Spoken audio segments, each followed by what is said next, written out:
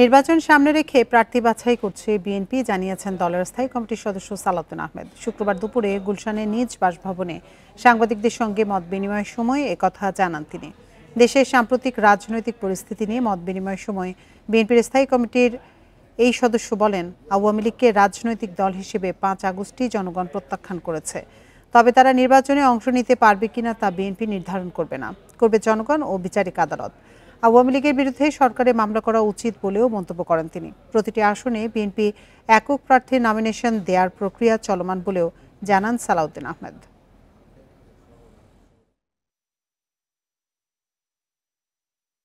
তারা নির্বাচনে অংশগ্রহণ করতে পারবে কি পারবে না সেটা বিএনপির কোনো বিষয় নয়, সেটা জনগণের বিষয়, সেটা আইন আদালতের বিষয়। আদালতেই আমরা এখনো মনে করি সরকারের খুব দ্রুত আওয়ামী লীগের বিরুদ্ধে রাজনৈতিক দল হিসেবে বিচারের আওতায় নিয়ে আসা আওয়ামী লীগের বিরুদ্ধে মামলা দায়ের করা উচিত। ত্রাণবাহী সুমুদ ফ্লোটিলায় হামলা, অধিকার কর্মীদের আটক এবং গাজায় গণহত্যার প্রতিবাদে বিক্ষোভ হয়েছে রাজধানী সহ বিভিন্ন স্থানে। ইসলামিক দল ও বিভিন্ন স্বেচ্ছাসেবী সংগঠন আলাদাভাবে এসব বিক্ষোভের আয়োজন করে। ইসরায়েল বিরোধী নানা স্লোগানের সঙ্গে গাজাবাসীর পাশে দাঁড়াতে সবার প্রতি আহ্বান জানান বিক্ষোভকারীরা। শুক্রবার রাজধানীর মানিক মিয়া এভিনিউতে জমায়েত হয় বাংলাদেশ ইউথ সিনার্জি অ্যালায়েন্স। গাজায় গণহত্যা ও ফ্লোটিলার মানবাধিকার কর্মীদের আটকের প্রতিবাদে ব্যানার ফেস্টুন নিয়ে আসেন বিক্ষোভকারীরা। এই বিক্ষোভে অংশ নেয় ৭০টি স্বেচ্ছাসেবী সংগঠন। বাংলাদেশ ইউথ সিনার্জি অ্যালায়েন্সের আয়োজনে পরিবেশ, জলবায়ু, মানবাধিকার, শিক্ষা, ক্রীড়া, সাংস্কৃতিক এরকম বাংলাদেশি ৭০টি সংগঠনের সম্মতিতে আজকের এই র্যালি প্রতিবাদ সমাবেশ অনুষ্ঠিত হচ্ছে। আগ্রাসনবাদী ইসরায়েল বাহিনী আমাদের সেই মানবাধিকার কর্মীদের সকল জাহাজ এবং যেই আমাদের খাদ্য রসদ যা ছিল সকল কিছুকে তারা ইন্টারসেপ্ট করে ফেলেছে। জাতীয় পার্লামেন্টের সামনে থেকে আমরা বন্দী মানবাধিকার কর্মীদের মুক্তি দাবি করছি। জুম্মার নামাজের পর বাইতুল মোকাররমের উত্তর গেট থেকে মিছিল বের করে ঢাকা মহানগর জামায়াতের নেতাকর্মীরা। মিছিলটি বিজয়নগর পানির ট্যাঙ্ক মোড় হয়ে পল্টন মোড়ে শেষ হয়। ফিলিস্তিনি পতাকা হাতে ইসরায়েলি আগ্রাসন বন্ধের দাবি জানান মিছিলকারীরা। ফ্লোটিলার জাহাজগুলোই হামলার তীব্র নিন্দা জানান নেতারা। দালাল মুসলিম নেতৃবৃন্দের কারণেই আজকে গাজায় আমার মুসলমান শিশুরা, নারীরা যা কোনো যুদ্ধের নীতিতে নাই, আন্তর্জাতিক সকল আইনকে লঙ্ঘন করে তারা নির্বিচারে শিশুকে হত্যা করছে। যতদিন ফিলিস্তিন স্বাধীন না হবে ততদিন মুসলমানদের লড়াই অব্যাহত থাকবে ইনশাআল্লাহ। বিক্ষোভ হয় জয়পুরহাটের কালাই উপজেলায়ও। ত্রাণবাহী জাহাজের বহর, আটক আর হামলার প্রতিবাদে এই মিছিলের আয়োজন করে আন-নাজাত ফাউন্ডেশন। বিক্ষোভে অংশ নিয়ে ইসরায়েল বিরোধী নানা স্লোগান দেন সাধারণ মানুষ। একই প্রতিবাদে চাঁদপুরে বিক্ষোভ মিছিল করেছে ইসলামী আন্দোলন বাংলাদেশ। জুম্মার পর গাজাবাসীর প্রতি সংহতি জানিয়ে শহরের প্রধান কয়েকটি সড়ক ঘুরে নেতাকর্মীরা। রাহিনুল ইসলাম রিঙ্কু, ইন্ডিপেন্ডেন্ট নিউজ, ঢাকা। সাগরীয় স্থলে নিম্নচাপের প্রভাবে দেশজুড়ে বৃষ্টি থাকবে আরও 7 দিন, জানিয়েছে আবহাওয়া অফিস। চট্টগ্রাম, কক্সবাজার, মোংলা ও পায়রা সমুদ্রবন্দরে 3 নম্বর স্থানীয় সতর্ক সংকেত বহাল থাকবে। এছাড়া পাহাড় ধসের শঙ্কায় পার্বত্য অঞ্চলের বাসিন্দাদের নিরাপদ আশ্রয়ে থাকতে বলা হয়েছে। ছুটির দিন সকাল থেকে মেঘলা রাজধানীর আকাশ, সঙ্গে রয়েছে গুড়ি গুড়ি বৃষ্টি। সাগরে নিম্নচাপের প্রভাবে শুধু রাজধানী নয়, সারা দেশে একই অবস্থা বিরাজ করছে। আবহাওয়া অফিস বলছে, নিম্নচাপ ও মৌসুমি বায়ুর প্রভাবে দেশ জুড়ে বৃষ্টি থাকবে আরও 7 দিন। 10 দিন বৃষ্টিপাত সব জায়গায় কম বেশি আছে এবং এটা ওই যে আপনারা যে বলবেন ডিপ্রেশনের আকারের জন্য তা না, ডিপ্রেশনের জন্য এটা কিছুটা 5-6 তারিখে হবে। তারপরে যে বৃষ্টিটা হবে এটা মনসুন যে বিদায় নেবে তার আগে যে একটা অ্যাবনর্মাল সিচুয়েশনের কারণে বৃষ্টিপাতটা হওয়ার সম্ভাবনা রয়েছে। 5 তারিখ বা 6 তারিখের দিকে যে বৃষ্টিপাত রংপুরের দিকে ওখানে বৃষ্টিপাতটা মাঝারি ধরনের ভারী থেকে অতি ভারী বর্ষণের সম্ভাবনা রয়েছে। সমুদ্র বন্দরগুলোতে বহাল থাকবে 3 নম্বর সতর্ক সংকেত। ভারী বৃষ্টিতে পাহাড় ধসের শঙ্কা করছে আবহাওয়া অফিস। বর্তমানে আমাদের সমস্ত সমুদ্র বন্দরসমূহকে 3 নম্বর স্থানীয় সতর্ক সংকেত দেখাতে বলা হয়েছে এবং এটার কারণ ছিল ওই গতকালকে যেটা বললাম একটা সিস্টেম ছিল ল্যান্ড ডিপ্রেশন এবং এটার কারণে এবং এটা আজকে থাকবে এবং আগামী সকালে এটা আমাদের ওয়েদারের অবস্থা দেখে এটা তুলে দেওয়ার একটা সম্ভাবনা রয়েছে। গত 24 ঘন্টায় ফেনীতে সর্বোচ্চ 69 মিলিমিটার বৃষ্টিপাত রেকর্ড করা হয়েছে। আনোয়ার সাদাত নূর, ইন্ডিপেন্ডেন্ট নিউজ, ঢাকা।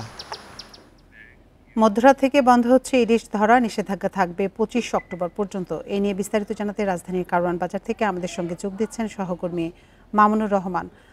মামুন, কাল থেকে মধ্যরাত থেকে তো ইলিশ মাছ ধরায় নিষেধাজ্ঞা দেওয়া হয়েছে। বাজারে মাছের সরবরাহ কেমন দেখছেন? দাম কেমন ইলিশ মাছের? ক্রেতারা কি বলছেন?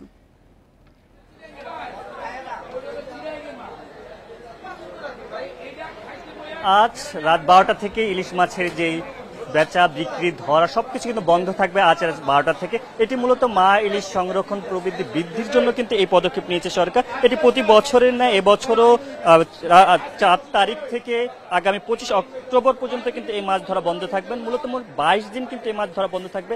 এই সময় কিন্তু সংরক্ষণ, বিপণন, মজুদ, পরিবহন সকল ইলিশ মাছের সাথে জড়িত সকল কার্যক্রমে কিন্তু এই সময়টা বন্ধ থাকে। এই বন্ধ থাকার ফলে কিন্তু মাছের যেই ডিম পাড়ার সময় এই মৌসুমটাকে ধরা হয়, এই মৌসুমে কিন্তু মাছ ডিম পাড়ার কারণে কিন্তু মাছ বৃদ্ধি পায়, এমনটি কারণে কিন্তু এটি ধরা হয়। বিগত সময়ের যদি আমরা এর প্রেক্ষাপট তুলে ধরি তাহলে কিন্তু গত বছরে এই মাছ ধরা বন্ধ থাকার কারণে কিন্তু 52% কিন্তু মাছ বৃদ্ধি পেয়েছে বলে এমনটি জানাচ্ছেন এবং এর কারণে কিন্তু 44 কোটি ঝাটকা বৃদ্ধি পেয়েছে বলে আমরা এমনটি জানাচ্ছেন মৎস্য অধিদপ্তর। এছাড়া যদি আজকের কারণ বাজারে ইলিশ মাছের বেচা বিক্রির শেষ সময়ের যদি চিত্রটা আপনাকে তুলে ধরি, আমরা প্রায় সন্ধ্যা থেকে এই বাজারে রয়েছি। বাজারে থাকার সময় আমরা দেখেছি, ক্রেতা বিক্রেতার সাথে কথা বলেছি, তারা কিন্তু একটি বিষয় বারবার তুলে ধরছিলেন যে শেষ দিন হওয়ার সময় যেই বেচা বিক্রি থাকার কথা সেই বেচা বিক্রি কিন্তু নেই। কিন্তু এই বিক্রি না থাকার পিছনে তারা যে মূল কারণটি দাঁড় করাচ্ছেন সেটি হচ্ছে এবছর কিন্তু দাম অনেক বৃদ্ধি। প্রতিটি মাছের কেজি প্রতি কিন্তু এখানে 1800 থেকে শুরু করে 2500-2600 টাকা কেজি প্রতি কিন্তু বিক্রি হচ্ছে এই আজকের বাজারে।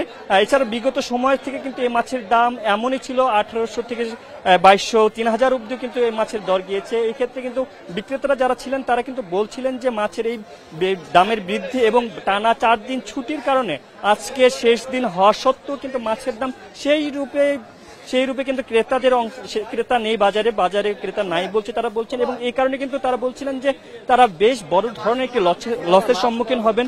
এবং তারা আরেকটি বিষয় তুলে ধরেছিলেন যে মাছের বন্ধ থাকার কারণে যেভাবে এবার কিন্তু 6 লক্ষ জেলেরা চালের একটি সুবিধা পাচ্ছে সরকার থেকে, 25 কেজি করে চাল তারা কিন্তু পাবেন যে 22 দিন বন্ধ থাকবে সেটির কারণে। কিন্তু ইলিশ মাছের ব্যবসার সাথে যে খুচরা পর্যায়ে যারা জড়িত তাদের ব্যাপারে কিন্তু সরকার অনেকটা উদাসীন তারা বলছিলেন।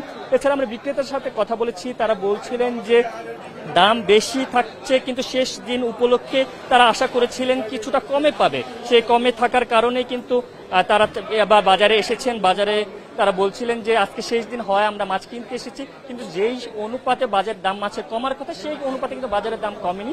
সেটার জন্য তারা কিছুটা দুঃখ প্রকাশ করেছেন। কারণ বাজার থেকে এই ছিল সর্বশেষ আমার কাছে।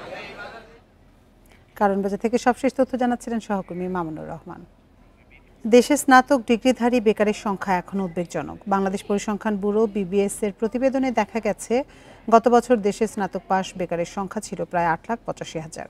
অর্থাৎ দেশের মোট বেকারে 13.50% স্নাতক পাশ, যা গত বছরের চেয়ে 13.11% বেশি। অনেকদিন ধরে মন্দা যাচ্ছে দেশের ব্যবসা বাণিজ্যে। বিনিয়োগ না থাকায় দেশে প্রতিনিয়ত কমছে কর্মসংস্থান আর বাড়ছে বেকারত্ব।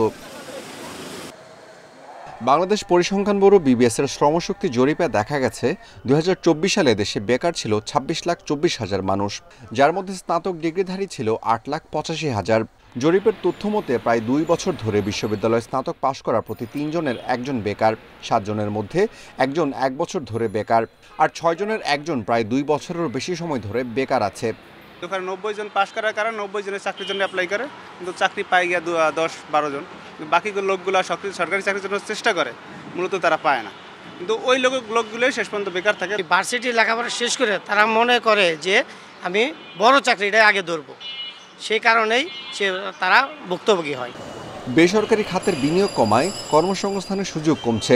এছাড়া স্নাতকদের শিক্ষাগত যোগ্যতা দক্ষতা নিয়েও আছে প্রশ্ন। তাই শিক্ষার মান বাড়ানোর পাশাপাশি দেশে বিনিয়োগের পরিবেশ তৈরির আহ্বান বিশেষজ্ঞদের। আনএমপ্লয়মেন্ট বেশি, আর এটা থেকে যদি উত্তরণ হয় প্রথম শর্ত হচ্ছে রাজনৈতিক স্থিতিশীলতা।